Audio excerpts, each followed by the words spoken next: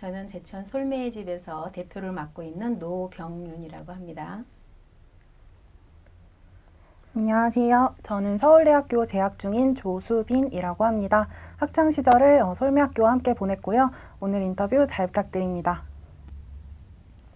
안녕하세요. 제천여자중학교 김진소입니다. 솔매의 집에 대해서 설명해 주세요. 네, 솔매의 집은 제천 솔매학교라는 곳이 시내에 있어요. 제천 시내에 있는데 거기에서 문예 공동체라는 걸 꿈꾸는 사람들이 2012년에 찾아가는 교육의 일환으로 성악이라는 곳에 만든 문예교육 공동체라고 할 수 있습니다. 솔매학교와 마찬가지로 어르신을 대상으로 문예교육을 하는 게 주고 그 외에 이제 마을과 소통하고 그리고 세대 공감이 주를 이뤄서 아이들과 함께 나누는 그런 활동들을 하고 있습니다. 솔매의 집이 방문함으로써 이루어지는 교육이라고 말씀을 해주셨는데 최근에 코로나로 인해서 어려운 점이 꽤 많았을 것 같아요. 혹시 어떤 점이 어려웠는지 말씀해 주실 수 있을까요? 일단 대면이 되지 않기 때문에 지금 현재는 문을 열지 못하고 있는 실정입니다. 그러니까 수업은 지금 하지 않고 다른 활동들은 하고 있습니다. 근데 직접 만나서 하는 수업들은 지금 못하고 있습니다. 그러니까 어려움은 일단 이제 대면이 안 되다 보니까 학습자들이 우리는 이제 도구를 통한 글자 교육이라고 사람들이 알고 있는 문자 교육, 문화 이해라는 그런 차원에서 우리가 접근을 했는데 사실 그게 이루어지지 않고 있는 그런 실정입니다. 솔매의 집에서 학생들이 봉사를 할 수 있다고 들었습니다. 그럼 그 봉사에 대해서 설명해 주세요. 어떤 걸 하는지. 저는 가장 중요한 게 뭐라고 생각하냐면 어른들과 아이들이 함께 어울려서 살아가는 그런 세상을 만드는 게 저희의 꿈입니다. 그래서 세대 공감이 안 되면 행복하게 살기 어렵지 않나요? 그래서 서로 이해하는 그런 프로그램이라고 저는 생각해서 아이들이 가지고 있는 지식, 제도 교육 속에서 배우는 것들을 우리 어머님들께 나눔을 해요. 우리가 학교 다닐 때 배웠던 공부들은 그냥 공책에다가 1 더하기 1은 이렇게 쓰는 게 다였어요. 그런데 지금은 굉장히 교구들이 많이 좋은 것들이 나왔잖아요. 그래서 산수, 덧셈을 하나 하더라도 굉장히 다양한 방법으로 배운다는 거죠. 그래서 그런 것들을 들고 와서 어머님들께 직접 보여주면서 시범을 보이면서 함께 학습을 하는 거예요. 그러니까 효과가 훨씬 더 뛰어나더라라는 거죠. 그래서 아이들은 가지고 있는 제도 교육 속에서 배웠던 것들을 어머님들께 가르쳐 드리고 어머님들은 어머님들이 살면서 얻었던 지혜들을 아이들과 함께 나누는 거예요. 이제 저희 송악에서 저희가 솔매집이 있기 때문에 송악 중학교 다니는 여자아이 중에 한 명이 첫날 이제 만나서 이제 서로 인사를 어머님들과 학생들이 인사를 하는 자리였는데 이야기를 하다가 갑자기 울면서 뛰어나가는 거예요. 그래서 깜짝 놀랐어요. 아니 왜 제가 울면서 뛰어나오지 뭘 잘못했나 우리가 첫날인데. 그래서 굉장히 당황해서 저는 진행해서 당황했는데 나중에 선생님이 이제 따라 나가셨었거든요. 근데 하시는 말씀이 어머님들 이야기를 이렇게 듣다 보니까 당신 아이의 할머니가 생각이 났대요. 그래서 할머니가 그립기도 했지만 할머니가 그때 왜 저렇게 말했나를 이해하게 됐대요. 그래서 제가 그날 역시 우리가 이렇게 세대 간의 이렇게 벽들을 뛰어넘는 그런 일들을 하고 있구나. 네. 그러면 선생님께서 봉사활동에 뛰어드신 계기를 여쭤볼 수 있을까요? 저도 이제 지금 아이들이 우리 학교에 와서 봉사하잖아요. 그 나이 때 저도 봉사를 시작했어요. 한 36년쯤 된 것 같은데 그냥 어떤 계기라는 게 아니라 저희는 이제 부모님 얘기를 안 할 수가 없을 것 같아요. 지금은 돌아가셨지만 아버지가 이렇게 다른 사람을 위해서 뭘 하는 걸 참 많이 하셨던 것 같아요. 지금 생각해 보면. 그래서 저도 그냥 엄마 아버지가 원래 다른 사람들과 나누는 걸 좋아하셔서 굉장히 없는 형편에도 형제들 간에도 굉장히 우애 있으시고 지금도 잘 나누세요. 그런 것들을 보고 자라서 그랬을까? 저도 학교 다닐 때 다른 사람들과 뭐 나누는 것에 대해서 시간을, 뭐 물론 돈은 없어서 많이 못 나눴지만 시간을 나누고 마음을 나누는 거 이런 거에서는 별로 인색하지 않았던 것 같아요. 그래서 그때부터 시작을 했고 지금 이제 이 솔매학교라는 곳에 들어오게 된 거는 한 18년쯤 되는 것 같아요. 봉사라는 것은 돈을 얻고자 해서 하는 행동이 아니잖아요. 그렇죠. 네. 그런 이유로 봉사를 하시면서 어떤 느낌이 들었는지. 진서도 봉사하죠. 네. 네, 어떤 봉사를 하고 나면 어떤 느낌이 들어요? 뭔가 뿌듯하고 괜히 한 번 더 해보고 싶은. 네. 그러니까 봉사를 굉장히 잘하고 있는 거지, 그렇게 느꼈다면. 그거예요. 조금 아까도 얘기했지만 행복해지면 좋겠다라는 거지, 살면서. 그 뭔지 모르게 엄청난 일을 한 것 같지는 않지만 그래도 마음속이 가득한 느낌? 그런 것들이 있어서 나도 봉사를 하는 것 같다는 생각이 들어요. 많은 학생들이 솔매학교 그리고 솔매의 집에 봉사를 하러 와요. 그러면 그 학생들이 봉사활동을 통해서 이것만큼은 꼭 배워갔으면 좋겠다, 이 가치만큼은 알아갔으면 좋겠다 하는 점들이 있을까요? 네, 사람들이 봉사를 한다 그러면은 뭐 특별하다고 생각해요. 근데 사실은 봉사가 특별한 거는 아니지 않나요? 특별한 마음을 내야 되는 건 맞아요. 그렇지만 엄청나게 내가 가지고 있는 재능이 뛰어나다거나 아니면 엄청난 부를 가지고 있어야 되거나 사실 그건 아니잖아요. 그죠? 근데 저는 이제 아이들이 봉사를 오면 저는 이제 일반적으로 다른 데 가서는 어떤 봉사를 시키는지 모르겠지만 저는 청소시키거나 이런 건 잘 안 시켜요. 왜냐하면 어차피 이 아이들이 미래를 짊어지고 나갈 우리나라의 꿈나무잖아요. 그래서 청소가 나쁘다는 게 아니라 그러면 정말 조금 더 의미 있는 것을 배워가기를 바라요. 그래서 어머님들 삶 속에서 어머님들이 가지고 있는 지혜를 배우기를 바라고 또 그들을 보면서 내 가족, 가까운 가족을 이해하기를 바라고 있어요. 그러다 보니까 그냥 그런 걸 시키는 것보다는 저는 아이들의 이야기를 좀 많이 들으려고 노력을 해요. 그래서 가지고 있는 생각이 어떤지 그리고 정체성이 어떤지 그런 것들이 참 정리가 안 됐다면 우리 학교를 통해서 우리와의 만남을 통해서 그런 것들이 잘 다져지고 그래서 건전한 사회인으로서 살아갈 수 있게 하는 것이 우리 학교에 오는 아이들에게 정말 내가 줄 수 있는 최상의 그런 봉사를 통해서 변화되는, 우리는 교육하는 사람들이다 보니까 관점이 늘 이제 교육이라는 것에 머물러 있어요. 그러다 보니까 교육을 통해서 이것도 하나의 교육이다 저는 그렇게 생각해요. 그러면 수빈이도 중학교 2학년 때부터 고등학교까지 5년을 저희 학교에서 봉사를 했어요. 그리고 지금도 물론 이제 짬이 나면 이렇게 봉사를 하는데 그때 뭘 배웠다고 생각해요? 저는 이제 제 위치를 배웠다고 생각을 해요. 사실 그냥 제가 봉사활동 같은 게 없으면 그냥 저는 제 인생만 보고 살 수 있는 거잖아요. 제가 앞으로 뭐 누굴 위해서 뭘 해야겠다 이런 생각 자체를 할 수가 없는 거죠. 제가 이제 대학교에서 좀 개인적인 얘기를 해보자면 의과대학에 수업을 한번 들은 적이 있어요. 그래서 거기에서 이제 의료보험 파트에서 교수님이 이제 너희들은 이제 의료보험료를 잔뜩 내서 사회에 잔뜩 환원을 해야 할 입장이다. 그러니까 고소득자가 되라 이런 식의 말씀을 해주셨어요. 그제서야 뭔가 제가 내가 기득권의 한 키워드를 얻었구나라는 생각을 하게 됐어요. 내가 지금까지 많은 것들을 받으면서 이렇게까지 여기까지 왔는데 앞으로 내가 사람들을 위해서 뭘 더 할 수 있을까 이런 점들을 되게 고민하게 됐던 것 같아요. 그래서 저는 봉사가 사회와 나의 관계 이런 것들을 생각해주는 계기가 된 것 같아요. 5만 가지 느낌이 드실 것 같아요.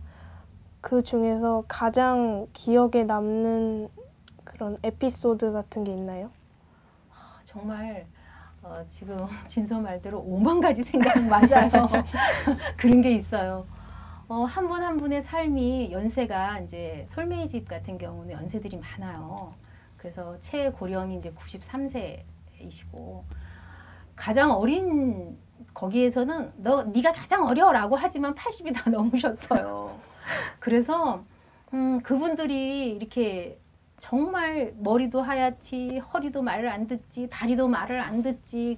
그래서 아이들 어른 유모차 알죠? 어른 유모차 끌고 이렇게 학교를 공부를 하시겠다고 오시고 책가방 메고 오시면서 그거 즐거워하시고 이러는 것들이 하나하나가 굉장히 다 소중한데 그분들의 삶이 90살이면 90살, 60이면 60, 80이면 80 그분들의 삶의 무게만큼 갖가지 많은 일들이 정말 있어요. 그래서 다 한 분 한 분 다 기억에 남아요. 한 분 한 분 다 기억에 남는데 얼마 전에 스승의 날이 며칠 이렇게 지났는데 전화가 한 통이 왔어요.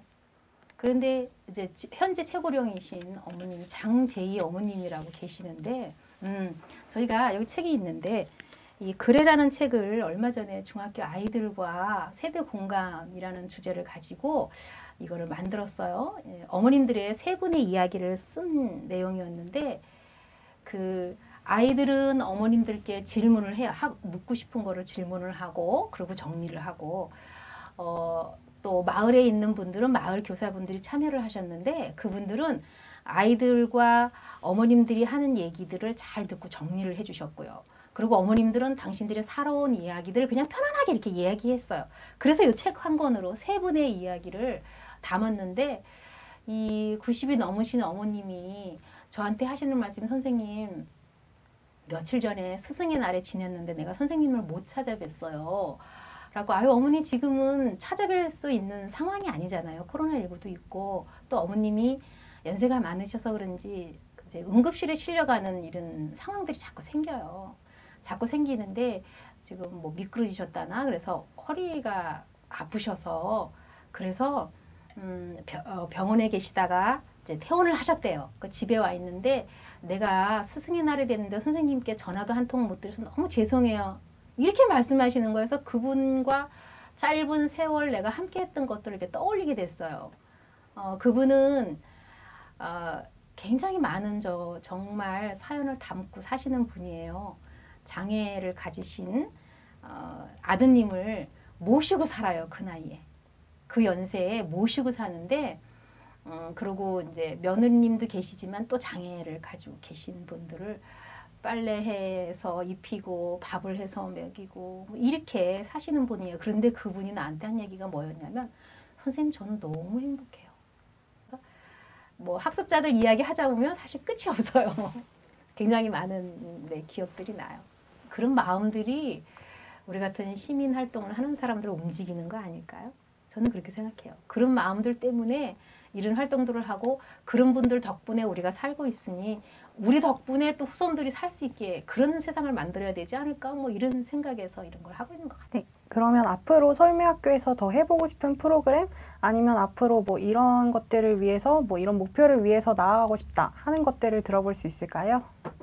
일단 우리 솔매학교에서는 이제 공동체라는 걸 만들어서 지금 하고 있고 우리 솔매집에서는 저는 이제 조금 더 어쨌든 마을 공동체잖아요. 마을에서 함께 살아야 된다고 생각해요.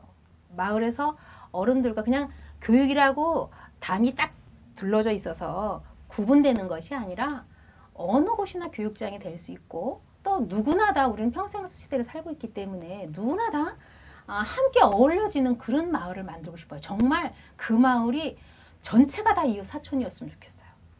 사람 냄새가 나, 사람 사는 냄새가 나, 인간미가 풍겨. 그래서 왠지 따뜻해. 이런 마을을 만들고 싶어요. 그래서 모두가 행복한 그런 마을을 만드는 게 꿈이고.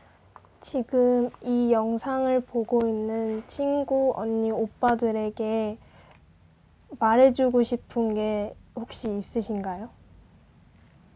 봉사 어렵지 않아요. 저 그 말하고 싶어요. 제가 봉사라는 주제로 저를 초대한 이유가 아마도 제천시 자원봉사센터에 가면 제가 2대 명장으로 제 얼굴이 이렇게 동판화되어 있는데 그것 때문에 아마 저를 초대하셨을 거예요. 그런데 봉사는 제가 아까 진소에게도 얘기했고 우리 수빈 양에게도 얘기했잖아요. 물어봤잖아요. 그곳으로 인해서 자기가 찾아가는 게 있잖아요. 가장 큰 수혜자는 봉사를 받는 대상이 아니에요. 그죠? 우리 스스로잖아요. 봉사를 하는 사람 자체가 수혜자인 거지. 그렇게 뭐 받는 사람에게 내가 도와줘야 돼. 저는 그건 좀 아닌 것 같아요. 봉사를 하려고 마음은 아마 있을 거예요. 여러분들의. 그렇다면 그 마음만 있으면 돼요. 그리고 방법들은 찾으면 되고 상대의 입장에서 생각해 보면 봉사 정말 행복할 수 있을 것 같아요. 서로가 행복한 그런 봉사가 될 수 있을 것 같아요. 예전에 제가 강의를 다니면서 늘 쓰는 얘기가 뭐냐면 자봉이의 일기라는 게 있어요. 초등학교 남자아이가 봉사를 하러 갔어요. 그 아이가 쓴 일기, 그날 저녁에 어떤 일기를 썼냐면 내가 오늘 이런 기관으로 봉사를 갔는데 어떤 아이가 침대에 누워 있었다. 그래서 그 아이가 혼자 누워 있는 게 너무 안타까워서 그 아이를 데리고 나와서 신나게 휠체어에 태워서 구경을 시켜준 거예요. 구경을 시켜줬다. 아, 나는 너무 행복하다. 다음번에도 또 가서 그 아이를 도와줘야지. 이제 그 아이의 일기였어요. 그런데 이 대상인 봉사를 받은 아이의 일기는 이렇게 써 있었어요. 오늘 어떤 아이가 오더니 다짜고짜 나를 휠체어에 앉히더니 밖으로 데리고 나갔다. 그런데 나를 내리막길에서 휠체어를 막 밀어서 나는 무서워 죽는 줄 알았다. 그 아이가 다시는 오지 않았으면 좋겠다. 이런 일기였어요. 봉사한 아이는 너무 행복했는데 봉사를 받은 아이는 너무나 힘들었잖아요. 다시 오지 않았으면 좋겠다라는 거죠. 그러면 봉사가 어떤 게 진정한 봉사인가를 생각해 볼 필요가 있다는 거죠. 하다못해 정말 청소를 한다 하더라도 이 청소를 하면 이 마을, 이 골목을 청소하면 이 청소를 해서 깨끗해진 골목을 보면서 여기 사시는 분들이 행복했으면 좋겠다 이런 생각을 가지고 청소한다면 굉장히 기쁘겠죠. 그런데 그냥 시키니까 시간 되니까 시간 때우기로 해야 되는데 억지로 시계만 보고 있다면 그건 진정한 봉사라고 할 수가 없어요. 그게 이제 부작용이죠. 그래서 저는 그냥 봉사는 마음에서 우러나야 되는 게 가장 중요하고 그리고 여러분들이 낸 이 마음이 이 세상을 밝게 한다는 거. 여러분들이 봉사해야겠다. 처음에는 강압적으로 누군가의 강압에 의해서 어쩔 수 없이 해야 되겠지만 나중에는 조금만 마음을 좀 관점을 바꿔두면 어차피 해야 되는 거 조금만 더 내가 봉사를 받는 입장을 생각해 볼까? 그러면은 아마 행복한 봉사가 되지 않을까 이런 생각이 들어요. 봉사를 하시면서 포기를 하고 싶었을 때가 있을까요? 네, 있었죠. 지금 하는 일에서는 아니지만 그 전에는 제가 봉사라는 게 하고 싶은 마음만 있었지 사실은 나는 지금 뭔가 나눔을 하고 싶어. 이런 생각만 있었던 거예요. 그리고 그게 습관처럼 부모님께 받은 DNA 때문인지 습관처럼 뭔가를 다른 사람을 위해서 뭔가를 해야 돼라는 이제 고정관념? 그런 잘못된 편견을 가지고 있었던 것 같아요. 그래서 봉사를 하러 갔는데 제가 그때 이제 뇌졸중으로 쓰러진 어머님 독거노인을 한 번 이제 보살핀 적이 있었어요. 근데 그분 집에 가면 이제 어떤 주택에 방 한 칸을 얻어서 사시더라고요. 근데 이제 어려운 분들은 이상하게 경제적으로도 많이 어렵더라고요. 제가 봉사를 간 곳은. 근데 그분이 가면은 뭔가를 이렇게 내가 봉사를 하니까 주고 싶잖아요. 뭔가를. 그러니까 계속 뭘 만들어놨다가 자꾸 먹으라고 주고 자꾸 먹으라고 줘요. 나는 그게 너무 부담스러운 거야. 제가 생각보다 좀 까탈스러워요, 입이.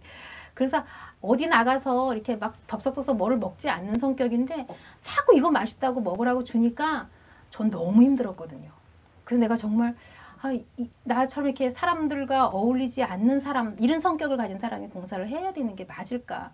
저한테 그냥 저를 그냥 내버려 두면 얼마든지 도와드릴 수 있는데 왜 자꾸 나한테 이렇게 먹으라 그러고 이렇게 나를 힘들게 할까? 그럴 때. 그리고 이분을 모시고 이제 병원을 가야 되는데 택시를 이렇게 잡아요. 근데 제가 손을 들면 택시가 일단 서요, 앞에. 그런데 제가 이제 어머님을 모시고 오려고 하면 어머님이 한쪽 팔과 한쪽 다리가 거동이 불편하신 분이었는데 그분이 이렇게 택시를 올라오면 시간이 오래 걸리잖아요. 여기서부터 여기까지 오는데 그분이 발을 떼기 시작하면 택시가 그냥 가버려요. 그래서 굉장히 속상했던 적이 있어요. 그럼 나 이제부터 봉사하지 말고 택시 운전을 해야 되나? 막 이런 생각이 들었었어요. 그래서 그런 분들을 위해서 차량 봉사를 해야 되나? 막 이렇게 사람들이 너무 왜 우리 마음 같지 않지? 봉사를 하려는 이런 사람들 마음 같지 않고 왜 자꾸 저렇게 왜 저렇게 도망을 갈까?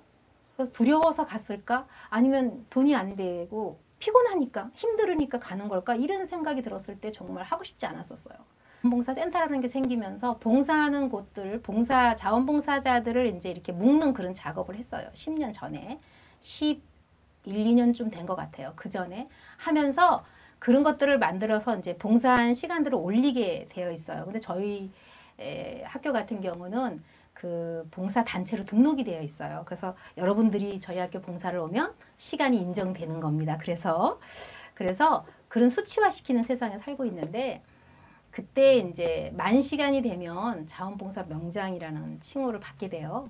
그래서 그렇게 어쩌다가 그 시간이 훌쩍 뛰어넘었기 때문에 물론 그 전 시간까지 하면 훨씬 더 많은 거를 받았겠죠. 근데 수치화된 세상에 살면서 이제 그런 것을 얻게 되었고 오늘 좋은 말씀 들려주셔서 감사합니다.